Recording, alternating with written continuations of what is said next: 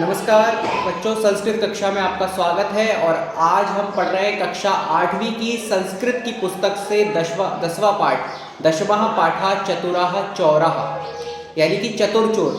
तो इस कहानी की समरी कुछ इस तरह है कि प्राचीन काल में कांची नाम की राजधानी थी, जहाँ पर सिंहराज नाम का राजा राज्य करता था। एक बार होता क्या है कि 4 चोर होते हैं, वो किसी धनिक के यानी किसी धनवान व्यक्ति के धन को चोरी कर लेते हैं।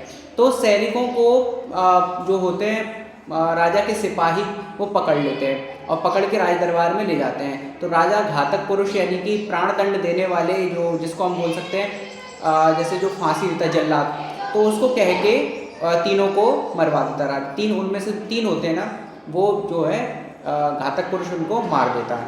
ठीक है। और मारने के बाद क्या होता है कि राजा तीन तो मर चुके होते हैं, इतने में चौथा बचता है चोर। तो चौथा चोर ये सोचता है कि किसी भी तरीके से मैं अपने प्राणदंड बचा लूँ। तो ऐसा विचार करके वो थोड़ी सी जुगत लगाता है और राजा से बोलता है कि राजा, आप मुझे ना मारें, मुझे एक प्रकार की विद्या आती है और वो विद्या आपके बहुत काम आएगी, तो आप मुझे प्राणदंड ना दें और विद्या जान लें, उसके बाद चाहे तो आप मुझे प्राणदंड दे देना। तो जब राजा चोर की ये बात सुनता है तो राजा चौंक जाता है और उसके मन में जिज्ञासा आती है कि ऐसी कौन सी विद्या तुम जानते हो। तो वो चोर कहता है कि मैं एक ऐसी विद्या जानता हूँ, अगर मैं खेत में सोना बोऊंगा तो सोने की फसल आ जाएगी और उसमें से विभिन्न प्रकार के फूल निकलेंगे सोने से बने हुए और पत्ते होंगे।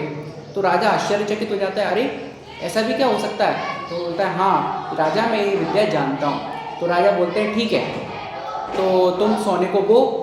तो चोर कहता है कि ठीक है, मैं बोलता हूँ। तो राजा कहता है, लेकिन ध्यान रखना, झूठ मत बोलना। तो वो कहता है कि आपके सामने झूठ बोलने की ताकत भला किसमें है। ऐसा कह के सबसे पहले वो कहता है कि मुझे खेत को जोतना पड़ेगा और उसके उसका अच्छे से खेत को बनाना पड़ेगा उपजाऊ, उसके बाद उसमें जो है सोना बो सकते हैं। तो खेत को अच्छे से उपजाऊ बना देता है और सोने को जलाकर उसकी भस्म से वो कहता है कि अब इसके जो बीज हैं अब आप ये डालिएगा। तो ऐसा कह के राजा कहता है ठीक है, अब तुम सोना इसमें बो दो खेत में। तो वो चोर कहता है, नहीं, मैं सोना नहीं बो सकता, क्योंकि सोना तो वही बो सकता है जिसने अपनी ज़िंदगी में कभी चोरी ना की हो। राजा चौंक जाता है। राजा कहता है, अच्छा ऐसा। तो राजा कहता है कि तुम नहीं बो सकते, लेकिन मैं भी नहीं बो सकता, क्योंकि मैंने तो अपने मया चारणेभ्यो दातुं तात चरणानां धनम चोरितम, मैंने तो अपने चारणों का धन चोरी किया, क्योंकि मैं तो कर लेता हूँ, टैक्स लेता हूँ, इसलिए मैं भी नहीं बो सकता। तो फिर मंत्रियों से कहा जाता है। तो मंत्री कहते हैं, वयम राजोपजीविनम कथम अस्तेनो भवामा, यानी हम तो राजा के जो है रहमो करम पर पल रहे हैं। हम जो है कई बार घूस ले लेते हैं, कई बार भ्रष्टाचार कर लेते हैं, कुछ भी कर लेते हैं, तो हम भी नहीं कर सकते, हम भी चोर हुए। तो उसके बाद ये वचन सुन के धर्माधिकारी से बोलते हैं। धर्माधिकारी कहता है कि मैंने भी बाल्यकाल में अपनी माता से मोदक चोरी करें, लड्डू चोरी करें, तो मैं भी चोर हुआ, मैं भी नहीं बोल सकता। तो ये बात सुनने के बाद जो होता है कि सारे सभासद हंसते हैं, कहते हैं कि अरे मतलब सभी कहीं ना कहीं चोर हैं, सभी ने कुछ ना कुछ अपने जीवन में चोरी किया, तो कोई भी ऐसा नहीं जिसने कोई चीज़ चोरी ना की। ऐसा सुनने के बाद वो चोर कहता है कि जब सबने ही चोरी की है तो फिर अकेला मैं ही मृत्युदंड क्यों पाऊँ, ये तो फिर सब भी मृत्युदंड के अधिकारी हैं जब सभी चोर हैं।